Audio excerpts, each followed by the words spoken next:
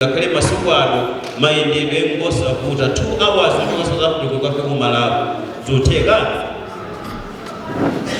kalero sizingateka utenga wa matendo kuchokera ku Malawi kwera kuno mmaseconds kyoko koma kale timachino lemba kalata mwezi utenga sunafika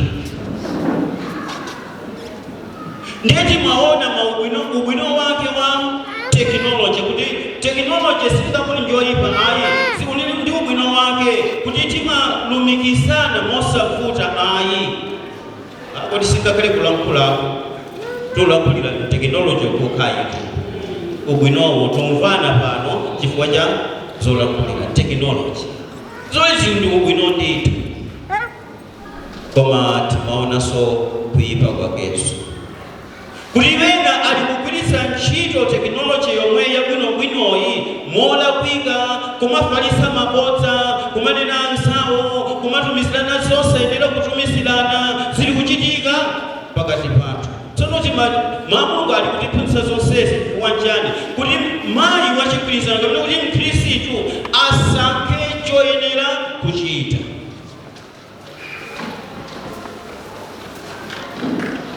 Tisamalire kumaluso amene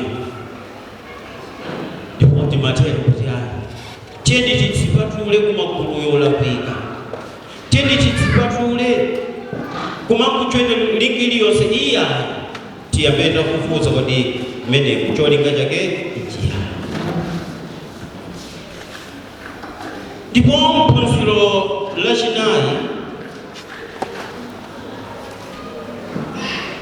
lijokera pa mawu a Mulungu pa Deuteronomy chapter 6 mene otuelenge nditu Deuteronomy chapter 6 kuyambira ndime ya 6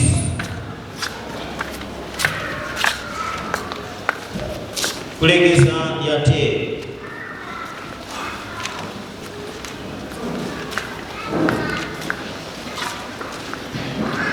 Ndipo tikapeza Deuteronomy 6 imeyate 6 mpaka 10 tiupezenso 1 Samuel chapter 2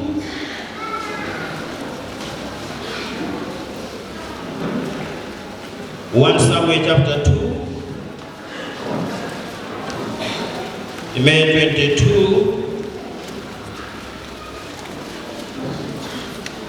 kulekeza 26 1 Samuel chapter 2 kuyambira ndime ya 22 kulekeza ya 26.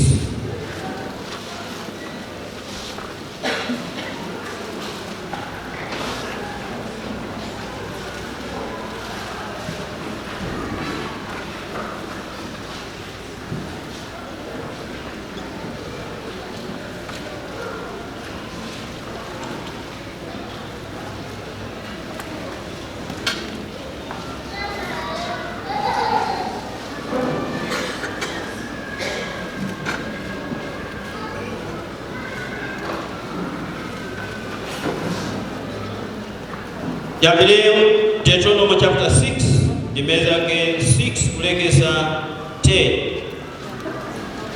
awapempha asunge malamulo a Mulungu kuti adale awapempha asunge malamulo a Mulungu kuti adale pa ndime ya 6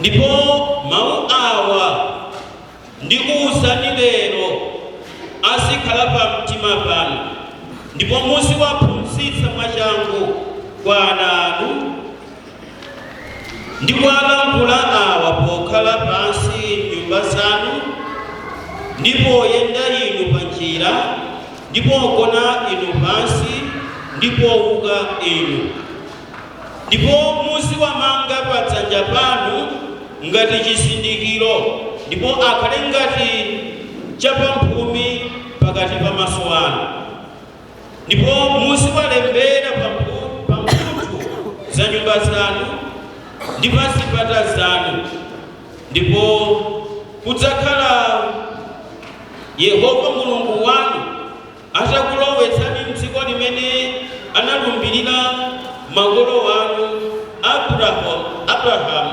Isaki ndi Yakobo kuti adzakupatsani ili mizinda yayikulu ndi yokoma imene simunayimange. 1 Samuel chapter 2 verse 26.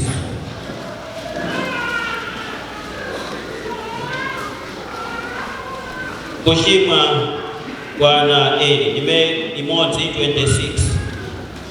Ndipo mwanayo Samueli anakulakula, ndipo Yehova ndi anthu omwe anamukomera mtima.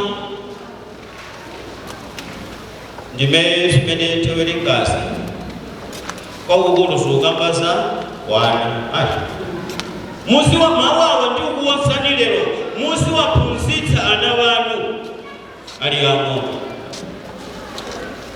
Mumiyambo atero kuti phunzitsa mwana akadali wang'ono kuti ngakhala atakula sadzachoka udindo wa makolo ena. Phunziro la nambala 4 likuti mayi wa Chikhristiano kapena kuti Mkhristu angateteze bwanji ana wake kumbadwa wa patsogolo pake kuzoopsa ndi maluso amakono.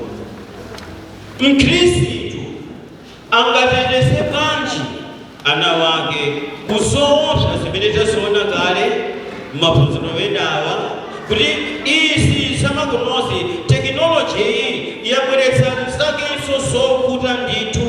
Kodi nanga ana athuwa tingawateteze bwanji kuzoopsa zimenezi? Taona maufulu amene chifukwa powagwiritsa ntchito molakwika maufulu amenewa ngakhale ana athu omwe lero sakumvera amati ndi maufulu tsono tiwateteze bwanji kotero? Tili m'dziko lapansi mene chitukuko chili ponseponse, mafoni am'manja, maintaneti. Pali njira zambirimbiri zimene zili kutionetsera chitukuko chimene dziko lapansi lationetsera. Taona ubwino wake komanso kuopsa kwake, wogwiritsa ntchito maufulu amenewa, wogwiritsa ntchito tekinoloji zimenezi ngati sitizigwiritsa bwino pali kuopsa kwake. Pajake chikhalidwe cha ana athu lero chawonongeka muna chifukwa cha tekinoloji. Tikuzovomerezana pamene bwana ana athu lero akungakhala akungokhala pa TV kumangoonera kaya makatuni. Kodi makatuni aja amaonera aja, kodi timaona kuti akuonera zotani? Akuta kodi kamwana kakang'ono kanyota kuti ine ndine Batman, koma mukuoneka kuti Batman amachita zotani? Pachake ngati makolo tili ndi udindo wophunzitsa ana athuwa kuti tekinoloji imeneyi iwathandize m'makulidwe awo.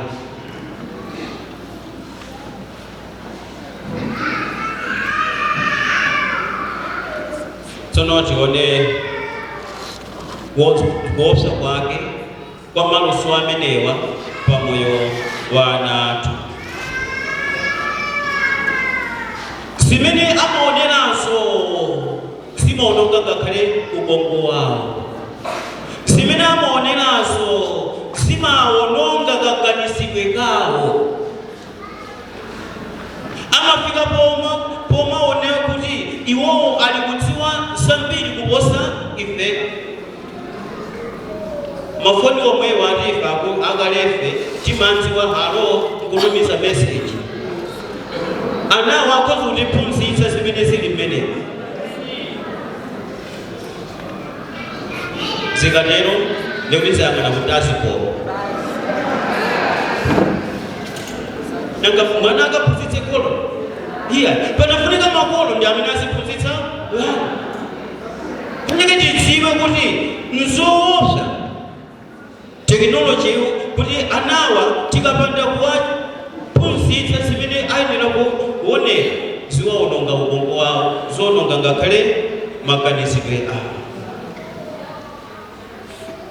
Chifukwa khalidwe lawo limankhira ku zimene amaoneranso.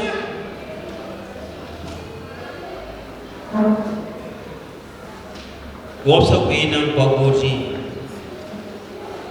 lero achinyamata ambiri achitsikana kutenga pakati posayembekezera. Chifukwa nchiyani? Mwina zimene amaonera afuna akakuti ndiye amati nkuyusoja mwana simapota akabwera nazo uko zikhala m'manja mwathu. Prevention is better than cure. Chokiti watetesa nawa powaphunzitsa kuopsa kwake kwa zimene ali kuonerasi kuti pamawa pake singadzapweteke ife tonse. Lili limodzi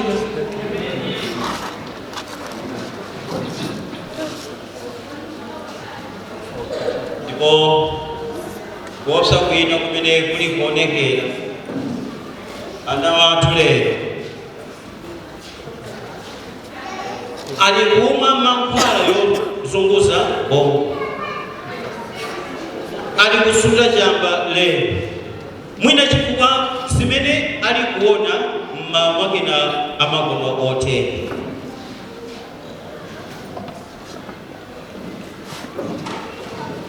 Ndipo anathu omwewo ali kuzisintha maonekedwe. Chifukwa chake Mulungu akuti mukaphunzitsa mawu amenewa akadaliwana, mawu amenewa ndi amene awakonze.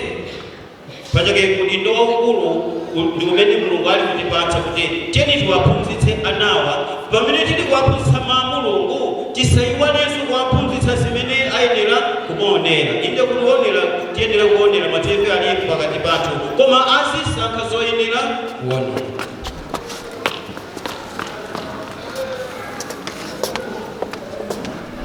Venatu vana akudzisintha maonekedwe, kudzichulula, kuona mmene wametera ndi mmene walipangira tsitsili. Ndekaya popeza akuti kuyenda ndi tsiku, koma Mulungu akuti thawa kuza dziko lapansi. Dziko lapansi osayenda nawo ayi.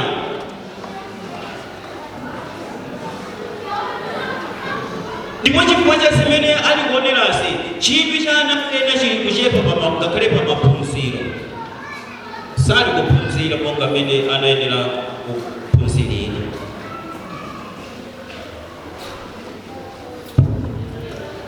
Zimene ali kuchita ana lero ambiri akakhala pa khomo ndikuti atandala kuchipinda.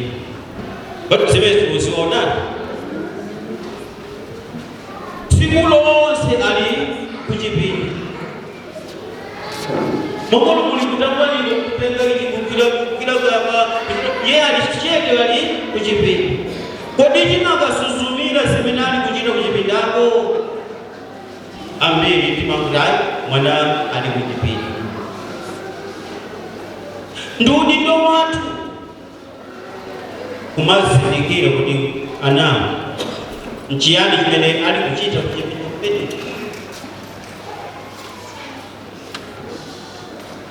Ndipo chikhalidwe chawo chasintha mwana pakati pa achinyamata, komanso ngakhale mafalidwe achatimanenati mafalidwe wolakwika. Ana akavala molakwika tiyeni tiwaphunzitse kuti ukufuta sikukwa. Akuluakulu adatero kuti kuongola mtengo kuti uli waumo. Tikalekelera kuti pakadza kule tidzalangiza akakula adzateka sidzateka. Pachike ngakhale Mulungu akutenga pano akuti phunzitsa mwana akadali wang'ono. Chifukwa chake principle yomweyo Satana amagwiritsa ntchito yomweyo, phunzitsa mwana ufiti akadali tuje timango mbili zoti ayi anaphunzitsidwa upirira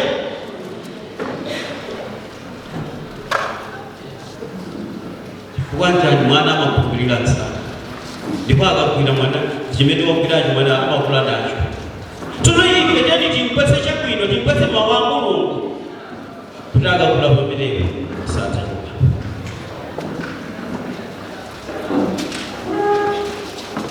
ndipo mwina chifukwa za zimene ali kuonera ana wina lero akulowa chipembedzo cha Satana iko makolo osadziwa chonse chimene kumana wa zipembedzo zina chifukwa cha zoonera-onera mwina kumanena kuti ayi makolo ndinu osasimuka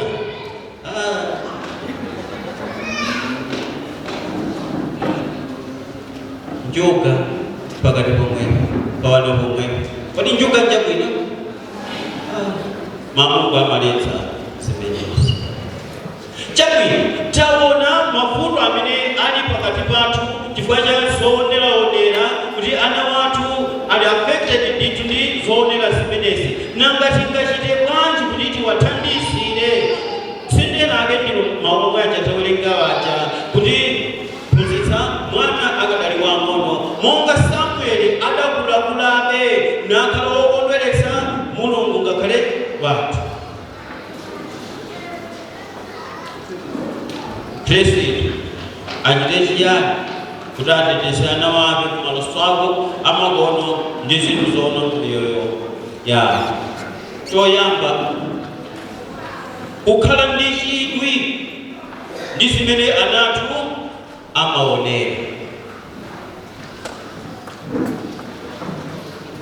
kodi zili kuchitika masiku ano mwana akamalira kwamutsekulira foni basi pa YouTube kusika aonera basi kuti atonthoze zimene zikuchitikadi basi mwana kufatsa pa foni ndithu afikanso pakuti anawa malomoti tiwalamulire awalamulira atilamulira tiwanawa mkali wanu ndipatsa foni basi asamulira mwana uti taluza kulamulira mwitu baba tisamale tene tikale ndi chidwi kodi ali kuona chiyani zimene tilikuwa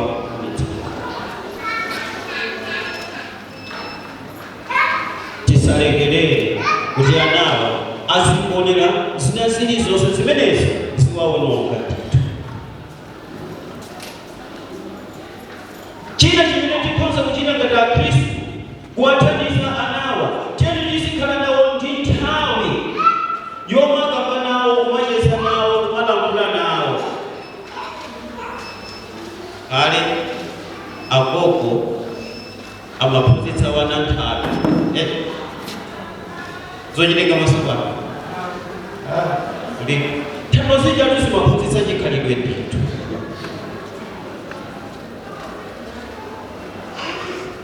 ana tikhale nawo chidwi pazimene alibone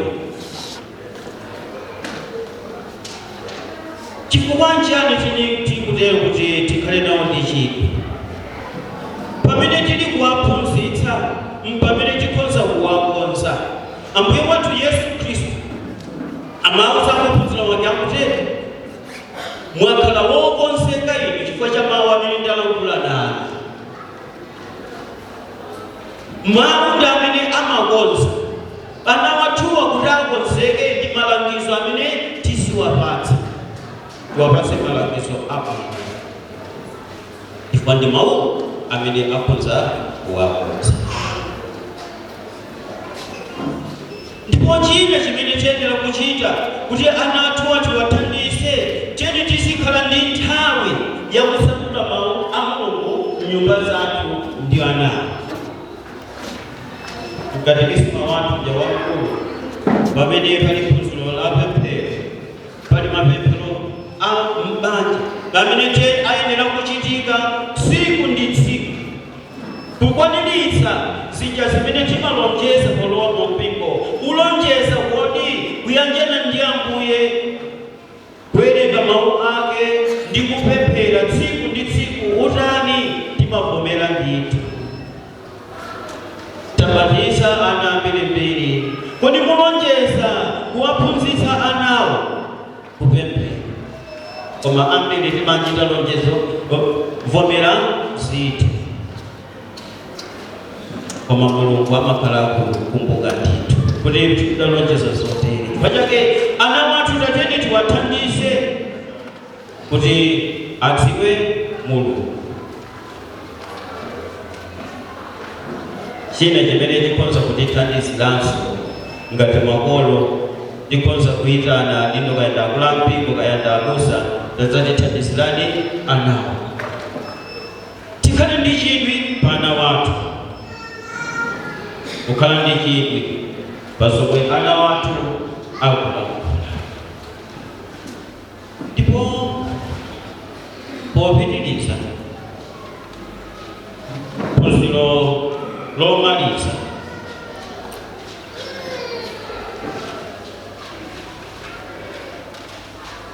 lili kuchokera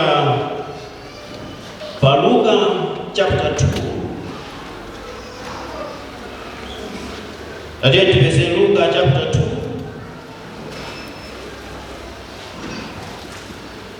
pamenepo tiwerenga ndime ya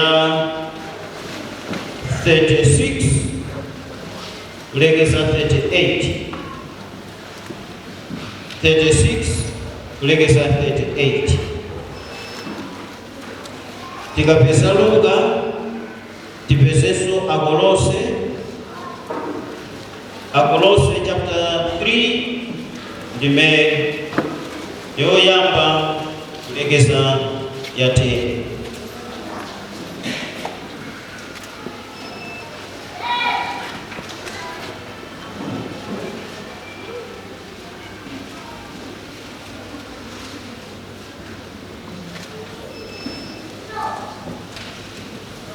Luka chapter 2 ndime ya 36 kulekeza 38.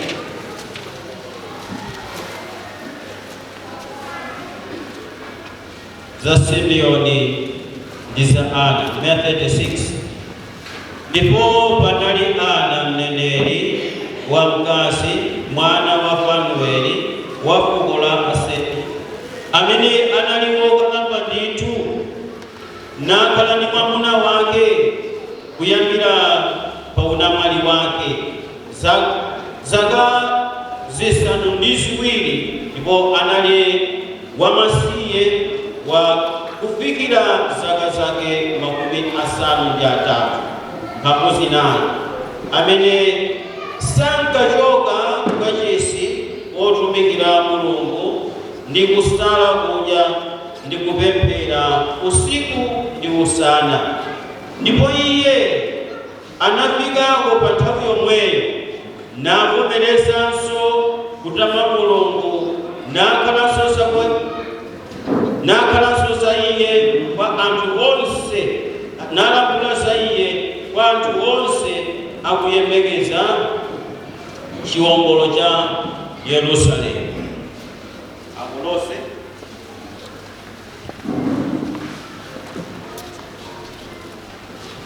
Akolose chapter 3 ndime yoyamba kulekeza ya namba 10.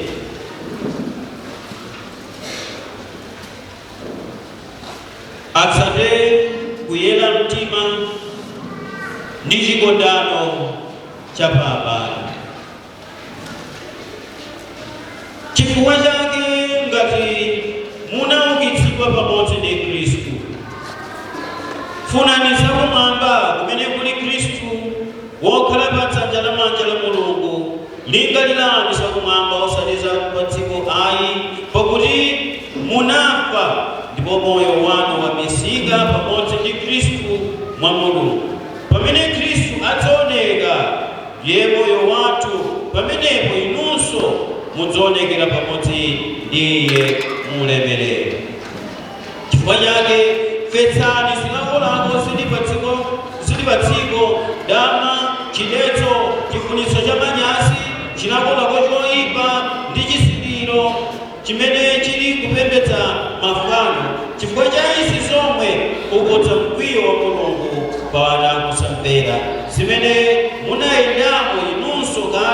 pamene munakhala ndi moyo wanu mmenemo. Koma tsopano tayani muso zonsezi: mkwiyo, kupsa mtima, dumbo, mwano, zonyansa zotuluka mkamwa mwanu. Musamanamizana wina ndi mnzake, popeza mudakula munthu wakale pamodzi ndi ntchito zake, ndipo munavala watsopano amene ali wokonzeka watsopano kuti akhale nacho chizindikiro monga mwa chifaniziro cha Iye amene anamlenga Iye. Mulungu adalitse kulekedwa kwa mawu amenewa. Amen. Ndipo phunziro lomaliza namba 5 ndikuti mayi wachigwirizano kapena kuti mkhristu achite chiyani kuti moyo wake wauzimu usalowe pansi mu nyengo ino ya maufulu ndi luso la makono. Mkhristu achite chiyani kuti moyo wake wauzimu usalowe pansi koma usipitilirabe. Ena akadayimba nyimbo akuti chikhristu changa pena chipita patsogolo pena chima nchabwino chotere. Chikhristu chisipita patsogolo basi, moyo wake wa mkhristu, moyo wake wa uzimu uzipita patsogolo basi. Tsono kodi mkhristu kuti moyo wake ukhonza kupita patsogolo achite chiyani? Ndime zimene tawerengazi. Tamva za mayi uja wokalamba wamasiye adakhalabe mkachisi namalalikira za Iye kunena za Yesu Kristu, amalalikira za Yesu Kristu ngakhale mukalamba wake. Ndipo akutero mutsate kuyera mtima pamene mudafa pamodzi ndi Kristu, monga muchamaphunzitsa Paulo kwa Aroma chapter 6 akuti kodi inu simudziwa kuti pamene mudabatizika mwa Yesu Kristu mudafa naye pamodzi, ndipo machimo anu onse adakwiriridwa nawo pamodzi, ndipo pamene Yesu adauka inunso mwauka naye pamodzi. Timachedwa akhristu kumachedwa achigwirizano akula mpingo audindo otere mtuko wake. Tsono kuti moyo wathu usalowe pansi yani ndiye zimene tifuna tione pano, zimene mayi wachigwirizano ayenera kuchita kapena mkhristu ayenera kuchita kuti ateteze banja lake, akhale moyo wokondweretsa Mulungu, akhale dalitso pa banja lake. Afika pakomo pena tikucheza nanga pesa abambo pali imene timacheza ndi wana abambo adangotulukira koma tiwanati chambalala ngati makoso auna mpaka pali bwino poterepa. Tsono Mulungu pamene adamwita Abrahamu adati nakuti ndikudalitsa iwe ndi cholinga chakuti iwenso ukhaleso dalitso kwa ndani. Motero kuti ife ngati akhristu ndi dalitso limene adatipatsa tikhoza kutchedwa akhristu kuti tikhaleso dalitso kwa ndani. Tikhale nalo khalidwe limene tiyenera kukondweretsa nalo Mulungu. Ye mati moti makhalidwe amene tili nawo Mulungu amakondwera nawo. Aliyense kuti ngozidziwira yekha, azidziwire yekha.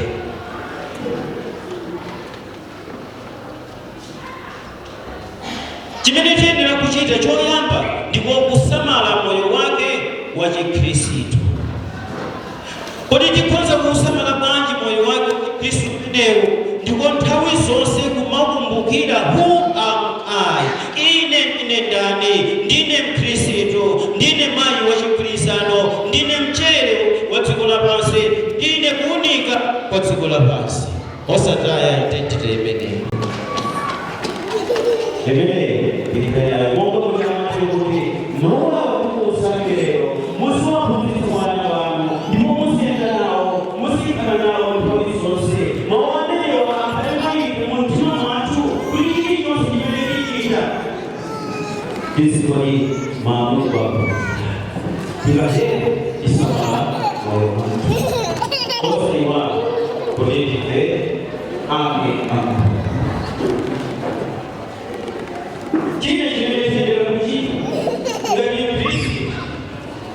Tilewe mabaro ndia mwezi akibuki. Magoro mwana wao wasafiri wapita kusekondari. Kusekondari zinasoma muzikoni pia ama msindo wa msomo magoro ya kumene. Kosa ni somo mzati. Mwana mmoja kupita polo na nizoli lina limene polo lima mpasa mwana wao muje kumene ko ugasake abwezi abwino. Timatebe kulola kwino limalangisa mwana wao ndipo langizo lina ndakuti ugasake abwezi abwino. China chimene chikhudza kusamala moyo wathu wa Chikristu ndi mmene tili kusankhira abwenzi wathu. How we are choosing our companies. Kodi amene tili kuyenda nawo, amene tili kukhirizana nawo, makhalidwe awo ngotani. Wena adachoka kumudzi kuja abwinobwino adzaonongekera konkuno chifukwa cha makhalidwe anzawo. Wanjani, birds of the same feathers flock. Iwo amene amakhala ndi makhalidwe oyipa otere amayenderanso limodzi.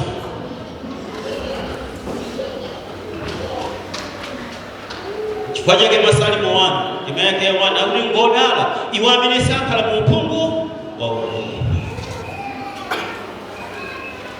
Ndiye tizisankha kuti kodi amene ndili kuyenda nawo sandiwonongera moyo wanga wauzimu. Kodi ndi amene ndili kuyenda nawo ngotani ngati akhoza kuwononga moyo wanga wauzimu amene wote ndiwasiye. Kodi mutaona akula mpingo akapezeka papala mukhoza kukondwera nawo? Ndipo wafunsa makatani pamene wachai makachita evangelisi.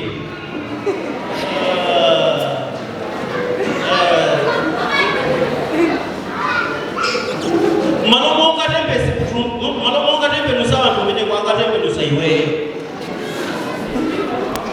Mulungu sanga pine padera pamene akuti thawa pamene pali chovu choyipa futukapo. So Satani tendere ndikuta jajilatu osamangolowa magulu amene simuli kudziwa cholinga chake. Kunja kuno kuli magulu osiyana-siyana. Akuti magulu ophunzitsana aziphunzitso koma osadziwa kuti ziphunzitso zake aphunzitsa chiyani. Mudzalowa magulu oti aphunzitsana ufiti. Muyambe mwafufuza kuti kodi mgulu limeneli amaphunzitsana zotani ngati nchabwino chabwino popezeka kuti ubwino wa technology kuti timaphunzitsana zina. Koma tiyeni tione tisanalowe gulu lililonse tiyeni tifufuze kuti muli zotani gulu limeneli.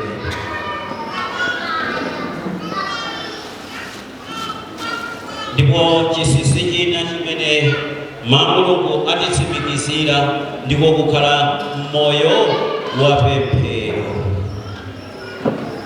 Chimene chikhoza kutithandizira kuti moyo wathu ukhoza kupitirirabe patsogolo ndiko kukhala moyo wa pemphero. Kuyanjana ndi Mulungu tsiku ndi tsiku. Katekisimu wathu atiphunzitsa kupemphera kuli chiyani. Kupemphera ndiko kuyanjana kwa mtima wathu ndi Mulungu. Tikamanjana ndi Mulungu wathu atiteteza kuzoopsa zonse zimene Yesu Kristu nthawi chamunda mujawa mwa Getsemani khalani pano ndipita patsogolopa ndipemphere. Pochoka kumeneko adzapeza agona, apitanso kukapemphera abwere agona. Ndiye mawu amene adanena kuti chezerani ndikupemphera kuti mungalowe Yesu. Kolero chinsinsi chakupambana mayesero ndi pemphero basi. Chifukwa chake kuti moyo wathu ukhoza kupita patsogolo ndipo khapa ndili kupemphera. Ndipo nyimbo 353 akuti pemphero ndiwo mpweya umene akhristu amapuma. Munthu akaleka kupuma timati wata apa. Tsono mkhristu akaleke kupemphera sinde kuti ndi mkhristu wakufa amene isakhala khristu lako khale ni moyo wopemphera.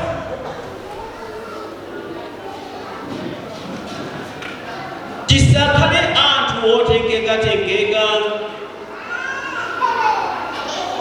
Paulo amaphunzitsa ku Efeso chapter 3 akutero akuti musakhalenso ngati makanda mantengeka. Azimayi ndi amene amatengeka msanga kaya zona ngati chipani kuti chikonza kukula empera kwa azimayi azibambo sizingatheke.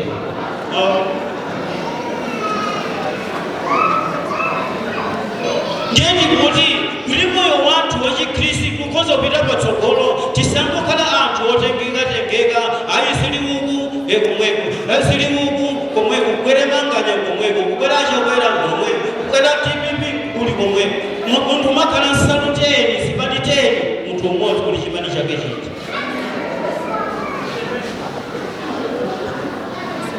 asabantengeka.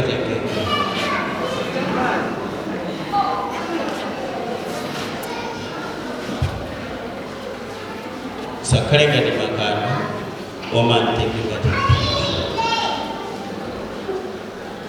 Ngakhale Yesu yemwe adaphunzitsa kuti m'masiku otsiriza kudzachuluka aneneri onyenga.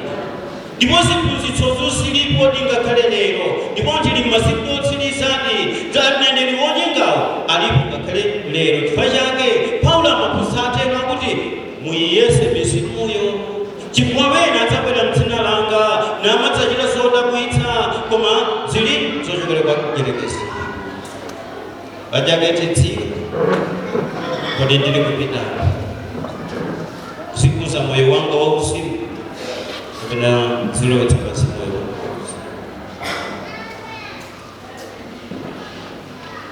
wauzimu. Kodi matelonso kuti moyo wathu wauzimu kuti ukhoza kukula ndipo pamene tigawa nthawi yathu yazochita ndipo mkati mwa nthawi imene tikhale ndi nthawi yakuwerenga mawu a Mulungu.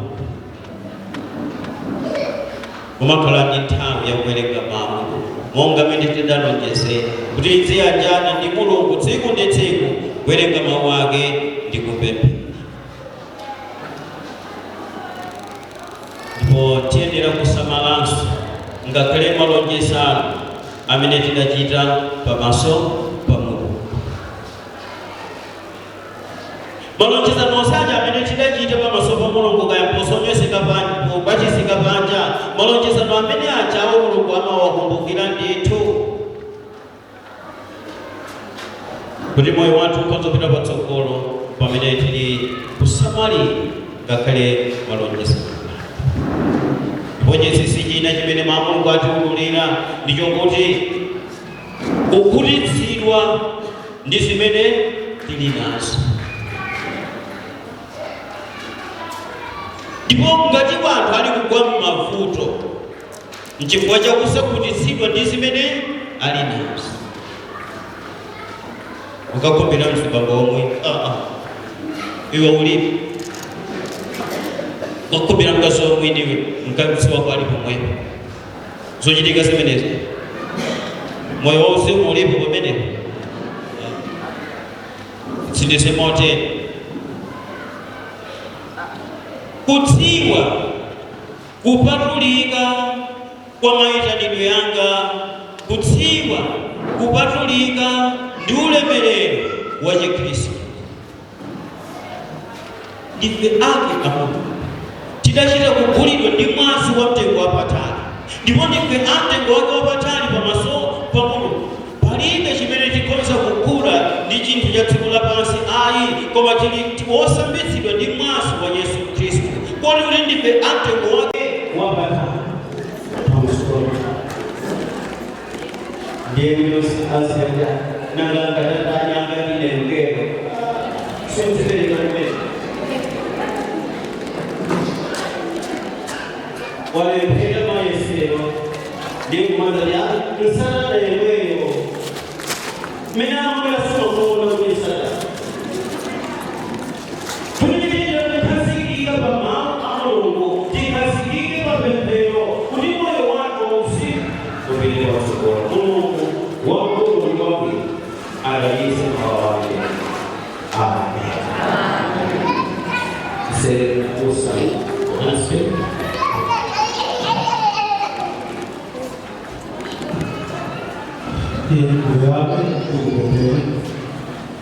Atate Mungu watu muzina la mphamvu Yesu Kristu tikukwezani komanso kulemekezani chifukwa choti Mulungu wabwino kuti tilamwerekeze za msonkhano uno mwakwaniritsa popeza chili chonse chimene timachita moyo uno tikapambana timenera kudziwa kuti ndi chisomo modera msonkhano watenga chifukwa tidagwirizana ndi plani yanu kumwambapo wachake tikuyamika Mulungu chifukwa cha phunziro limene latsatidwa mchaka chino lomwe lakukhudza zomwe zikuononga wana wathu komanso zikuononga ngakhale anthu akuluakulu. Pano tikunena pano anthu chidwi chowerenga mawu a Mulungu chidatha chimene amadziwa ndikuona kuti kodi pabwera mauthenga yanji pa WhatsApp. Tsiku lilonse amayenera kuti adziwe kuti kodi pagulu lakuti pabwera mameseji yanji nkuyiwala mawu anu. Anthu ambiri akufatsa kwambiri ku Facebook kumene kumakhala zinthu zina zosenera konse. Ambuye tithandizeni tili mnyengo yoyipa. Mdatero Mulungu wathu masiku a Paulo tikawerenga kuja kwa Filipi chapter 3 kuti tili mu m'bado wokhotakhota m'masiku amene Paulo amalemba kalata kuti ali kale m'bado wokhotakhota m'bado woyipa. Kuchokera pa imene patakufupiza 2000 utanthauza kuti panopa m'bado woyipitsitsa. Pachake tithandizeni Mulungu wathu kupeza mwetiroka zilikati. Tere pamene tiwaphunzitsa wana wathu alipo wana wena amatha kulandira zimene aphunzitsidwa. Koma alipo ambiri amwana. Ambuye tithandizeni. Mulungu wathu mwa mawu amene mwaphunzitsa wana wanu awa achigwirizano lolani kuti zimene aphunzitsidwa akazigwiritse ntchito. Chotsani mzimu wosolowerana ndi mawu anu. Komanso chotsani mzimu wakuti uthenga unamamveka umaganizire kuti akadakhalapo uje. Izi zikadawathandiza. Inu mwalola aliyense amene wapezeka muno. Uthenga umene wamveka ulukhudza aliyense amene wapezeka muno. Tithandizeni Mulungu. Tikhaleni moyo wodzichepetsa pamene tikumva mawu anu. Dalitsani mtumiki wanu amene mnampatula pakati pathu kuti akuzigawira mawu anu tena. Lolani mpingo umene sunalandiranso msonkhano umenewu. Abusa komanso session yonse amayi onse Ambuye agwire ntchito yabandika wadalitseni. Mdanena Mulungu kuti musaleme pakuchita zabwino mudzalandira mphotho mutapanda kufoka. Wachake mwadalitse pamene agwire ntchito yabandika yotero. Ndipo wana wanu wonse amene sanasiye ntchito zawo zonse nabwera kuno kumsonkhano umene Ambuye wadalitseni. Ndipo ndikupemphera m'dzina la mphamvu la Yesu Khristu. Banja lililonse limene lapezeka muno ndikupemphera m'dzina la Yesu Khristu. Bweretsani mtendere m'mabanja amene msoweka mtendere. Bweretsani chikondi m'mabanja amene msoweka chikondi. Bweretsani umodzi m'mabanja wonse amene msoweka umodzi. Bweretsani malangizo m'mabanja amene msoweka malangizo oyenera. Ambuye zonse zotheka ndinu popeza ife anthu ndife anthu olephera anthu opelewa masopano. Tithandizeni Mulungu. mu dzina la mphamvu la Yesu tipemphera. Amen.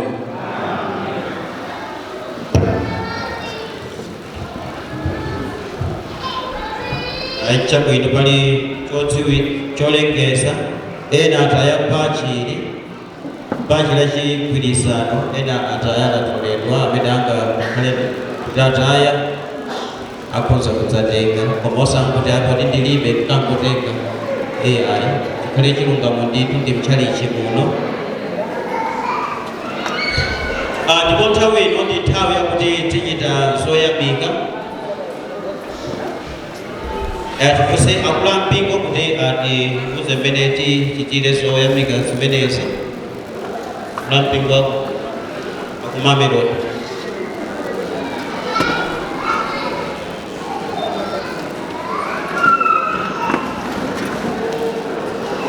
Chabwino popeza akulu ampingo ali ntchito zina atanganika koma pakhala pali ziwiri.